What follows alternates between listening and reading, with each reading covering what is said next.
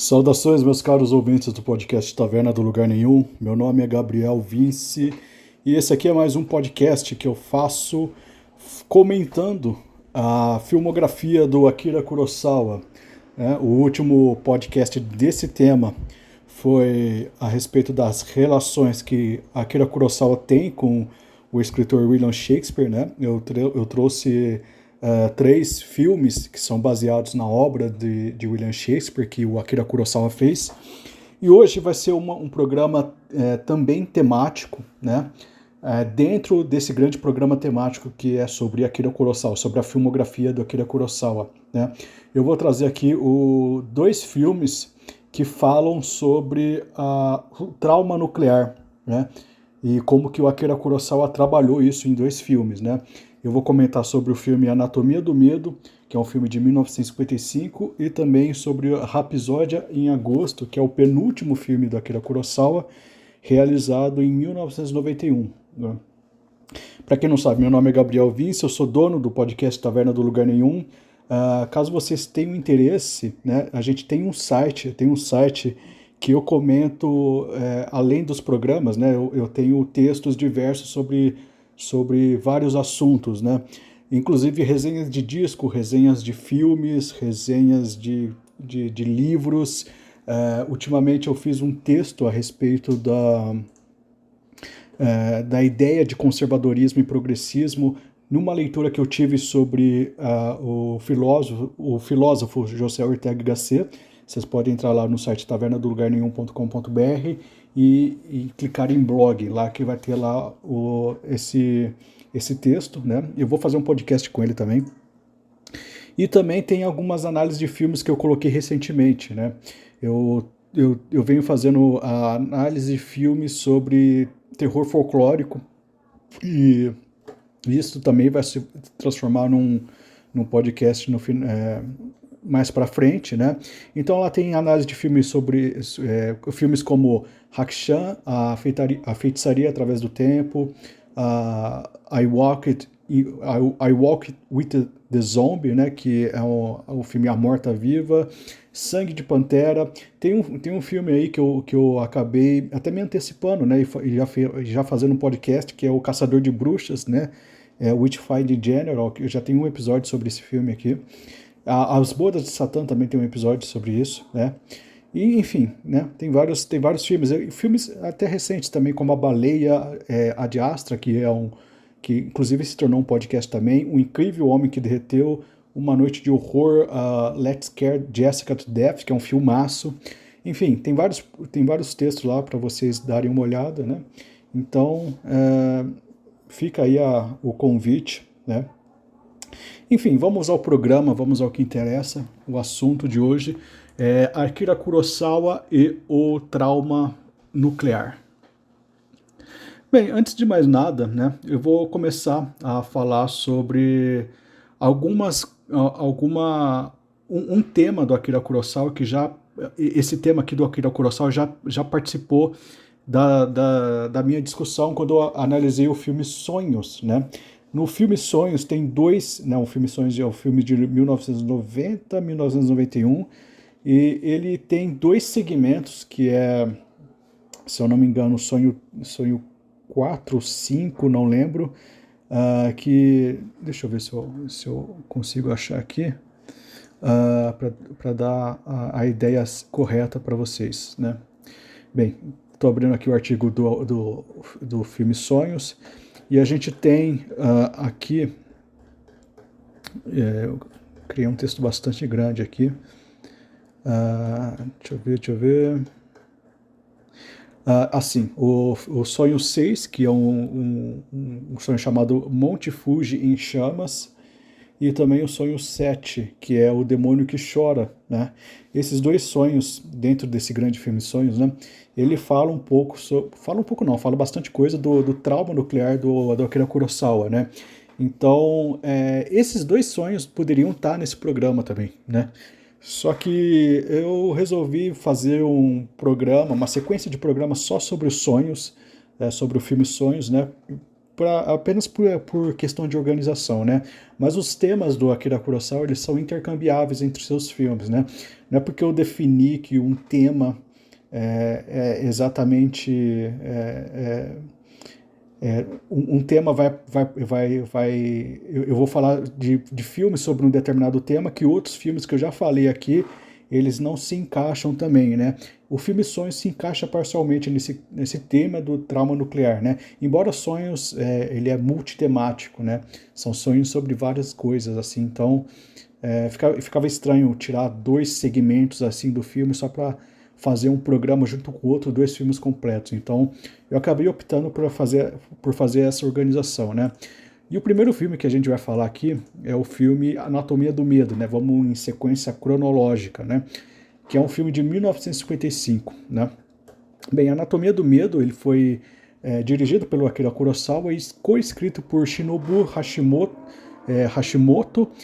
Fuyu Hayazaka e um grande companheiro do Akira Kurosawa, que é o Hideo Ogumi, né?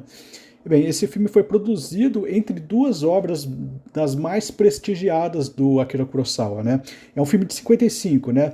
Um ano antes, ele tinha feito Sete Samurais, em 1954, né? E uns 2 anos depois, ele fez Trono Manchado de Sangue, né? Por essa razão, Anatomia do Medo acabou ficando um filme meio escondido na filmografia do Akira Kurosawa. Pouca gente lembra dele, né? Especialmente porque ele está entre duas grandes obras muito notáveis do Akira Kurosawa, né? Sete Samurais, que talvez seja a obra mais famosa do Akira Kurosawa, e Trono Manchado de Sangue também é uma das mais famosas, né?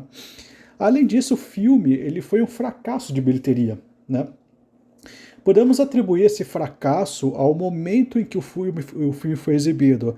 Por ser um filme sobre trauma nuclear, talvez fosse muito mais sensato, mercadologicamente falando, né, esperar um pouco para que a ferida do trauma nuclear se cicatrizasse, né, no Japão.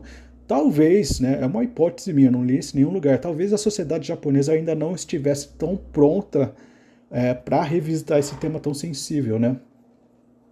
De forma assim tão crua, né? Embora nesse mesmo ano tenha sido lançado um filme que faz referências diretas aos medos da era atômica, que é Godzilla, né? Godzilla, o primeiro filme, se eu não me engano, é de 1954, né? Só que ele tem toda uma abordagem mais de entretenimento, né? É um grande filme, né? O Godzilla é uma grande força cultural do cinema pop japonês, né? Mas ele não toca em questões que esse filme toca, são questões muito mais tratando da matéria-prima da psicologia, do trauma, né? Eu acho que é por isso que esse filme, né, Anatomia do Medo, ele não foi tão bem sucedido, né? Além de estar entre duas grandes obras, né, do Akira Kurosawa, ele pega em questões muito incômodas, né. Bem, no entanto, né, pode ser que esse filme tenha buscado propositalmente esse incômodo, né, esse desconforto, porque ele não aborda apenas a questão do trauma nuclear, ele aborda a questão da complacência social diante de um mundo que está à beira da destruição. Existe esse clima, né, que no Japão era muito presente, né? A gente fala muito do medo nuclear, da era da Guerra Fria, né? Dessa tensão nuclear entre Estados Unidos e União Soviética, sendo que a gente esquece que o Japão vivenciou isso aí. Então era um medo muito mais palpável para o japonês, né? Enquanto para os americanos e para os soviéticos era um medo em potencial, estou falando não dos governos, né? Mas estou falando das pessoas, né? Das pessoas reais, né? Os americanos reais, os soviéticos reais, o povo russo, o povo americano, né? Esse medo era muito uma questão de projeção. O do Japão é um medo muito mais vivenciado na memória. Eles vivenciaram na carne o que é ter um ataque nuclear, né? Aqui nesse filme, né, Toshiro Mifune, que é o grande ator que sempre está nos filmes do Akira Kurosawa até um determinado tempo, né? interpreta um homem chamado Kishi Nakajima, né, que é um homem traumatizado e aterrorizado com a possibilidade de um novo ataque nuclear no Japão, né. Kishi Nakajima é um industrial que decide, então, juntar todos os seus esforços e economias para se mudar com a sua família para o Brasil, né. É engraçado porque esse filme ele vai trazer também essa ideia, essa fase em que o Japão migrou, né. Acho que é a segunda migração do Japão para o Brasil, né? E é uma migração que aconteceu especialmente nos finais da Segunda Guerra Mundial, né? O Brasil era visto como uma terra meio que protegida desses grandes conflitos, né? Inclusive muitos imigrantes do Japão que vieram para cá trouxeram tanto a cultura japonesa, eram meio que olhados como uma espécie de dissidentes, né? Quando o Japão perdeu a guerra, né? Tem um filme muito interessante que eu não vou lembrar o nome, mas que haviam gangues no Japão, aqui no Brasil, que buscavam as famílias que meio que admitiram que o Japão perdeu a guerra e obrigavam elas a se desculparem, porque a questão da vitória, nesse pensamento que foi gestado durante o Japão, durante a Segunda Guerra, da invencibilidade do povo japonês, a invencibilidade do Império Japonês, né? Essa coisa até meio religiosa com a visão do imperador, era muito muito uma questão de honra. Você afirmar que o Japão perdeu era uma espécie de blasfêmia, né? Então havia esses grupos aqui, né? Mas não é o caso aqui que eu vou comentar, né? Só uma curiosidade histórica, que tem um filme que eu vou atrás desse filme. Eu não lembro o nome desse filme, mas eu sei que ele existe e ele se passa no Brasil também, né?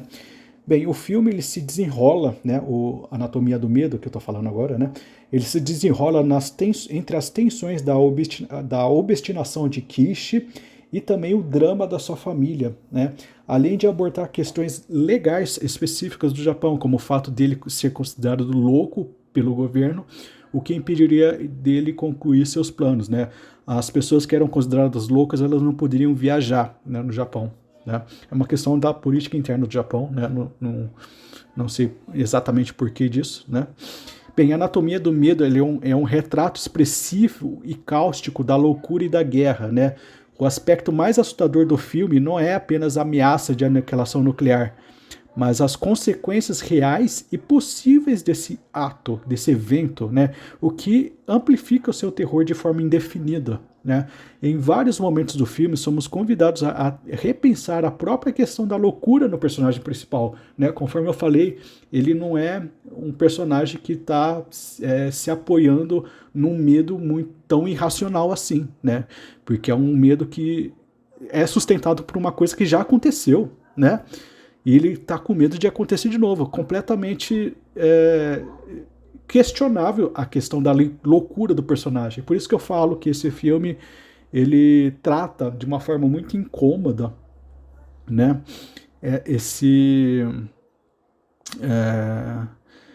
essa complacência social diante de um mundo que eu falei que está à beira da destruição, não, mas é um mundo que já foi destruído, né? O Japão já foi destruído nesse contexto, né? Ele já é um país, ele já é um país derrotado, destruído, aniquilado, sabe? Não existe um medo de alguma coisa futura que ainda não vai, que não aconteceu, né? Ele está com medo de alguma coisa de acontecer de novo. Né? Então ele não é tão louco assim, né? Esse filme trata um pouco disso, né? Apesar de reforçar também que esse trauma meio que aniquilou a sua capacidade de olhar a realidade, né? Mas não que ele esteja totalmente justificado nessa paranoia, né? É um filme que ele trabalha muito bem com isso, né? Ele expressa essa ambiguidade de uma forma muito forte, né? Em vários momentos do filme, né, a gente é convidado a repensar a própria questão da loucura, né? Se ela ou não justificada, dada a experiência muito real da devastação nuclear que o Japão já passou, né? Vale lembrar que, né, a Anatomia do Medo não é a única obra japonesa que trata desse tema, né? Já falei aqui do Godzilla, aliás, não é nem a primeira, não é nem a única obra, né? É a primeira obra a tratar desse tema, mas não é a única obra do Akira Kurosawa a tratar desse tema, né? Já falei de outras, aí eu vou falar do outro filme ainda, né? Enfim, né? Apesar de ser uma das obras menos lembradas e ser não ter sido um grande sucesso de bilheteria, né? Isso obviamente não define a qualidade do filme, né? Anatomia do Medo é um filme muito impactante e poderoso, né? E merece ser visto, né? Tal como o próximo filme que a gente vai comentar aqui, né? Que é um filme de 1991 chamado Rapsódia em Agosto, né? Rapsódia em Agosto é um filme vagamente baseado num romance chamado Nabe no Kana, de um escritor chamado Kiko Murata, né, que foi publicado em 1964. Né? Esse livro, Nabe no Kana, né, ele é um livro muito mais ligado à questão das raízes japonesas, né, e tem um grande tema central que é a culinária, né, Nabe no Kana, né. O que o Akira Kurosawa faz é transformar esse livro num filme sobre trauma nuclear, né? Ele pega elementos desse livro, né, e junta, né? Esse livro ele foi ele não trata desse tema, né? Mas o Akira Kurosawa inseriu esses temas, né? E acabou fazendo a sua própria versão de Nabe no Kana, né? E acabou se transformando num filme bem icônico, né? Da era do trauma atômico, né? Bem, o filme conta a história de Kane, né, que é uma mulher idosa que mora em Nagasaki, né, no Japão, e está tomando conta dos seus 4 netos durante as férias. Né. Lá em Nagasaki, né, eles aprendem sobre a bomba atômica, né, que se transformou numa coisa, sabe, cerimonial, lembrar da bomba atômica, né, porque é importante lembrar dos traumas, né, para que eles não se repitam, né. E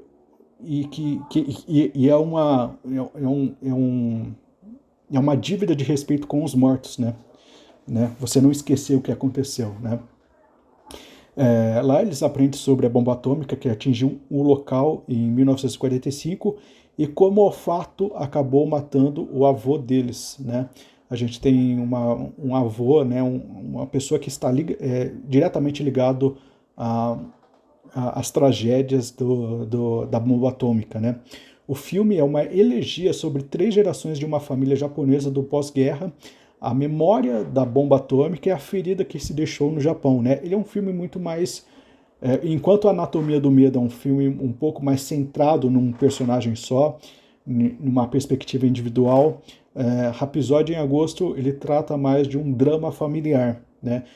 Aliás, a Anatomia do Medo também trata de um drama familiar, mas o Rapsódia de Agosto, Rapsódia em Agosto, ele tem uma temática um pouco mais expandida, né? Ele fala do trauma familiar e como sinalização do trauma de várias famílias, né?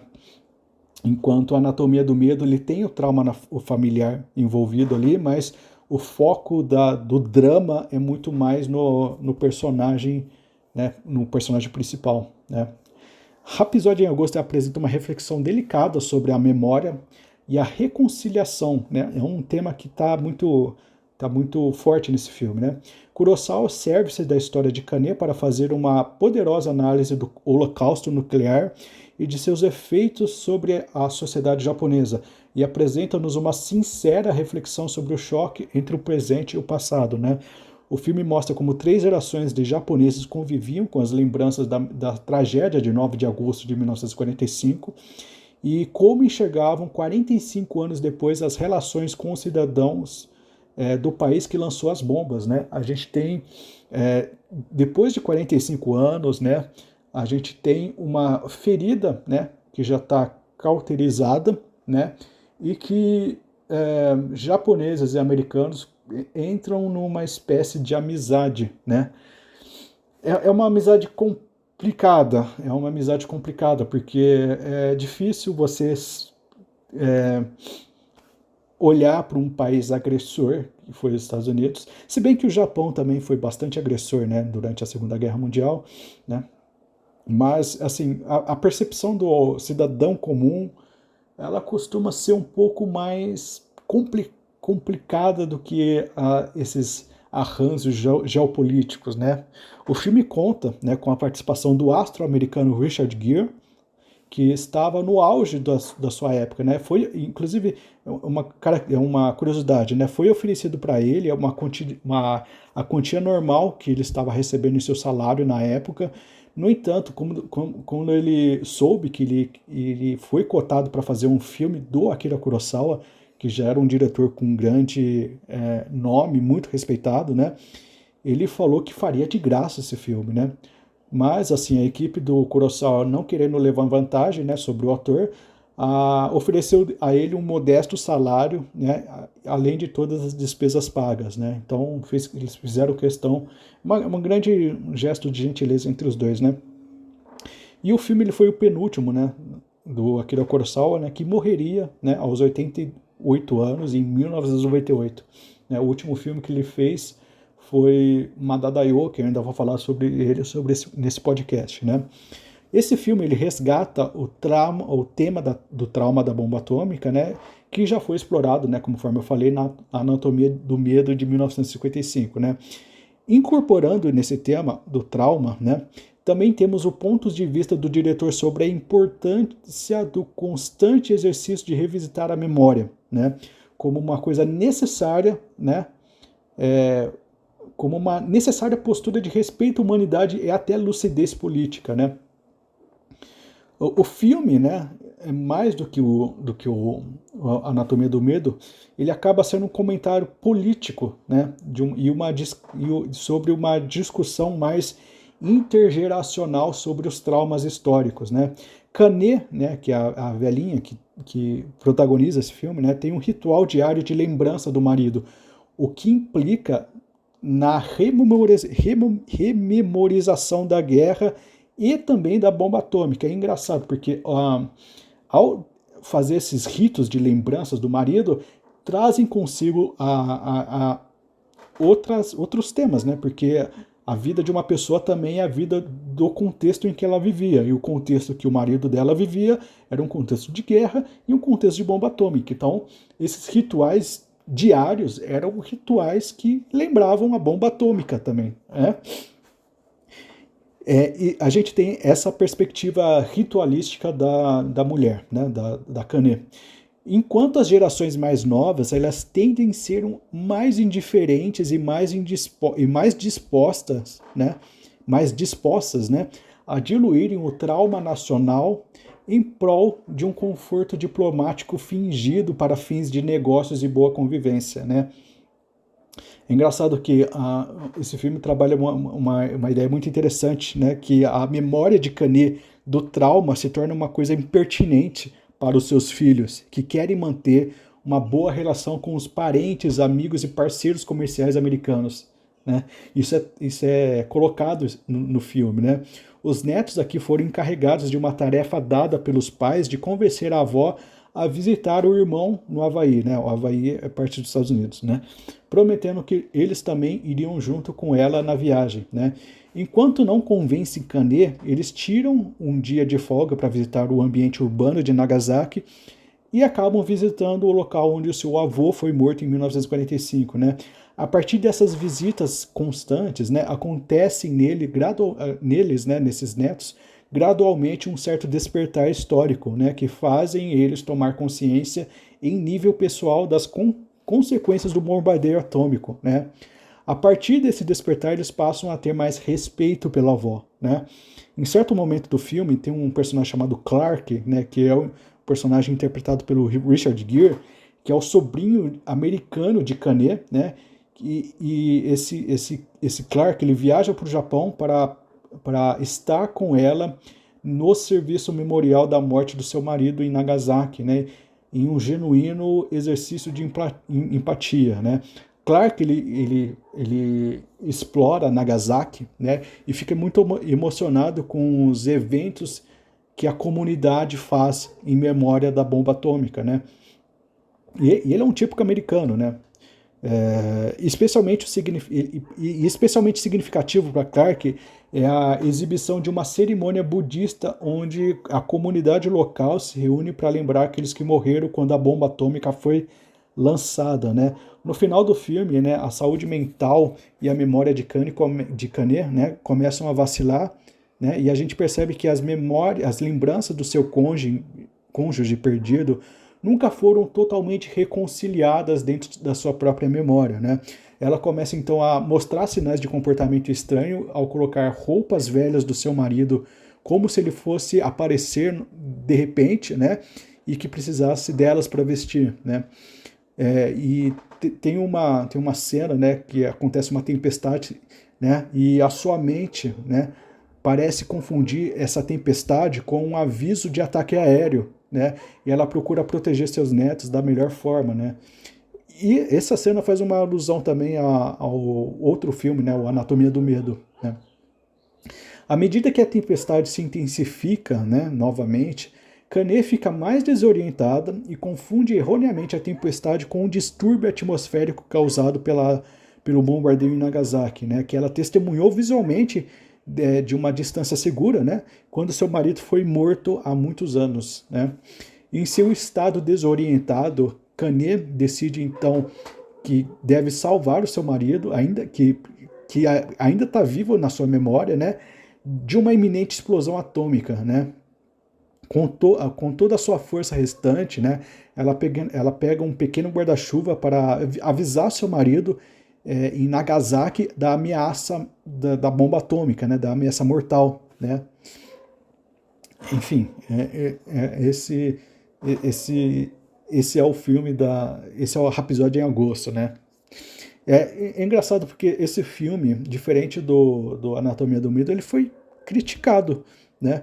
O filme ele foi parcialmente criticado, né, por muitos que acharam que Kurosawa, olha que coisa mais ridícula, né? Que Kurosawa foi chauvinista em seu retrato dos japoneses como vítimas de guerra, como se eles não fossem vítimas de guerra, né?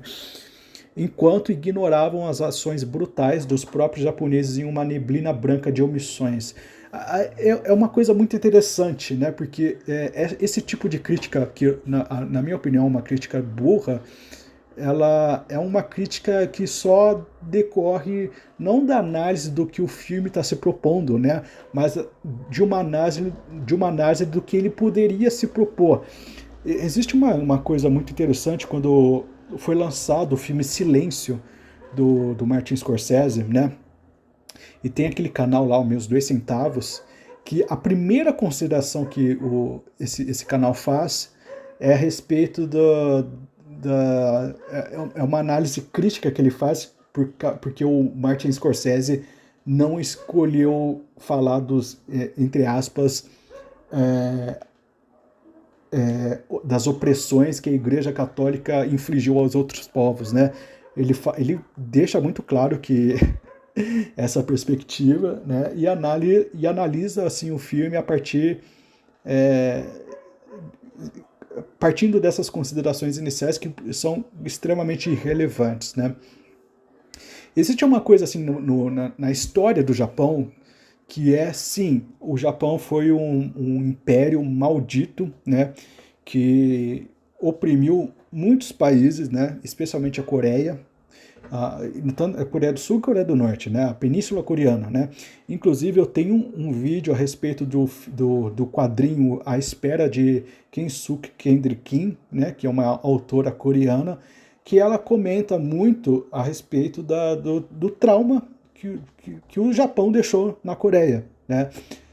E é imperdoável isso aí. Só que tem uma coisa, existe esse fato histórico, existe outro fato histórico, que é o ataque injustificado das bombas atômicas que o Japão sofreu, e existe outra história, que é a história dos japoneses que vivenciaram isso, que não tem nada a ver com as decisões geopolíticas do seu país, né? É como se você começasse a criticar todo japonês por causa dos crimes que o seu país, o Estado, infligiu às outras populações, né? Inclusive nesse quadrinho que eu mencionei, né, A Espera, de Kensuke Kendrick, eu falo muito da diferença do caráter do Estado, né, que esse quadrinho fala sobre a separação das duas Coreias, então eu estou falando muito do caráter dos dois estados e do caráter da população que teve suas famílias separadas, que não tem nada a ver com essa divisão política, que estão, assim, com perdão da palavra, um pouco se fodendo para o que é capitalismo e socialismo, né? E que só querem viver juntos no mesmo espaço, né? Então eu tô sempre colocando essa questão política como uma questão muito desumanizadora dos dias de hoje, né? Não que a política seja em si desnecessária, mas a gente acabou entrando numa fase muito perigosa de idolatria política, de idolatria da política, né? E que eu acho muito perigoso que a gente tem assim um certo dever, né, de colocar a política junto com outras questões que são igualmente relevantes, né? Relações pessoais, relações comunitárias, religião, moral, liberdade, tudo isso tem que ser considerado, né? E não só política, né? E quando a gente fala, o pessoal critica o Kurosawa por não ter dado ênfase, por ter omitido, né, a questão, chamando ele de chauvinista nesse aspecto, a gente percebe o quanto as críticas elas são politicamente enviesadas e se tornam críticas muito burras, né, a respeito de uma obra. Akira Kurosawa não falou sobre os crimes do Japão porque esse não é o foco do filme. É simples assim, né? Para mim, esse tipo de crítica é um reflexo de alguém que ficou incomodado com a impertinência do tema, inclusive, né? Engraçado notar que Kurosawa aqui faz o seu papel de Kane, né? O filme ele não é sobre as brutalidades cometidas pelo Japão na Segunda Guerra.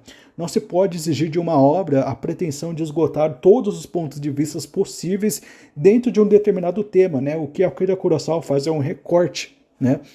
E, além disso, né, nada mais longe da verdade dizer que o Akira Kurosawa fez um simplório panfleto anti-americano nesse filme, né? O filme deixa bem claro, diversas vezes inclusive, que o problema não é o americano, tanto que o personagem interpretado pelo Richard Gere, né, que é o Clark, ele é uma figura amável no filme, né? Ele não é aquele americano vilanizado, como a gente poderia supor se essas críticas fossem válidas. Não, ele é uma figura amável, importante no filme, importante para fazer essas reconexões, importante inclusive no desenvolvimento da personagem Kane antes dela ficar completamente louca, né? Ele foi um personagem muito importante. Ele teve ele é sobrinho da Kane, né? O sobrinho americano da Kane, e ele tem momentos muito íntimos, muito bonitos junto com ela, coisa que nenhum outro sobrinho japonês teve, né? No filme. A sensibilidade dele comoveu ela e o trauma dela comoveu ele de forma recíproca, né?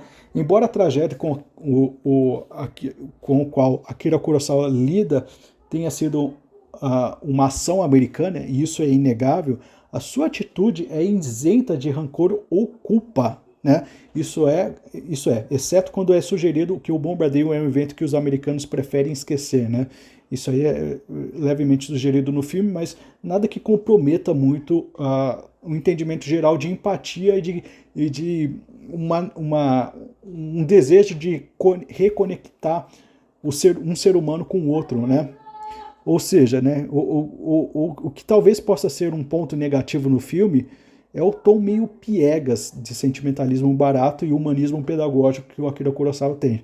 Mas isso aqui não está tão reforçado assim. O filme ainda é um grande filme, né? É um grande filme a ser visto, né? Bem, espero que vocês tenham gostado desse programa. Eu reforço aqui, se você está ouvindo pelo YouTube, deixa um comentário, dá um like aí, por favor, né? Recomende esse vídeo para quem você acha que deve gostar desse assunto. Não esqueça de acompanhar os outros programas do canal. Também, se você estiver ouvindo pelo Spotify, dá um like, favorite, faça alguma coisa e recomende esse podcast para quem você gosta, né? E não esqueça de entrar no tavernadolugarnenhum.com.br e ver meus textos lá. Beleza? Fiquem com Deus e até mais.